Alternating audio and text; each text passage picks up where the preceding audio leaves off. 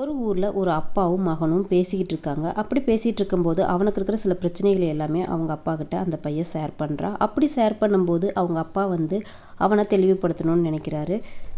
சரிப்பா, நான் உங்ககிட்ட சில கேள்விகள் எல்லாமே கேட்குறேன், அதுக்கு நீ சரியான பதிலை சொல்லுன்னு சொல்லி அவங்க அப்பா அந்த பையன்கிட்ட சொல்கிறாரு. அதுக்கு அந்த பையனும் சரிங்கப்பா கேளுங்கன்னு உலகத்திலேயே ஆளை கொள்கிற மிக கொடூரமான ஆயுதம் எதுப்பா அப்படின்னு சொல்லி அவங்க அப்பா அந்த பையன்கிட்ட கேட்குறாரு. அதுக்கு அந்த பையன் கத்திங்கப்பான்னு சொல்கிறான். அதுக்கு அவங்க அப்பா இல்லைப்பா அப்படின்னு சொல்கிறாரு. கோடாரியாங்கப்பான்னு கேட்குறான் அந்த பையன், இல்லைன்னு சொல்கிறாரு அவங்க அப்பா. கடப்பாரியாங்கப்பான்னு கேட்குறாரு அந்த பையன், இல்லைப்பான்னு சொல்கிறாரு அவங்க அப்பா. சரி, துப்பாக்கியாங்கப்பான்னு சொல்லி அந்த பையன் கேட்குறான். அதுக்கும் அவங்க அப்பா இல்லைப்பான்னு சொல்கிறாரு. சரி, எனக்கு பதில் தெரியல, நீங்களே சொல்லுங்கப்பான்னு சொல்லி அந்த பையன் சொல்கிறான். அதுக்கு அவங்க அப்பா நாக்குப்பா, ஒரு மனிதனோட நாக்கு தான் ஒரு மனுஷனை கொல்ற மிகப்பெரிய ஆயுதம். உன்னை எவ்வளவோ பேர் திட்டலாம், பழி சொல்லலாம், விமர்சனம் பண்ணலாம், ஆனால் அது எல்லாமே நீ காதில் வாங்கிக்காத. வெட்ட வெட்ட வளர்கிற ஆலமரம் மாதிரி எப்போவுமே உன்னை திட்ட நீ வளர்ந்துட்டே போ, அதுதான் உனக்கு எப்போவுமே வாழ்க்கைக்கு உதவுன்னு சொல்லி அந்த பையனை அவங்க அப்பா தெளிவுபடுத்துகிறாரு.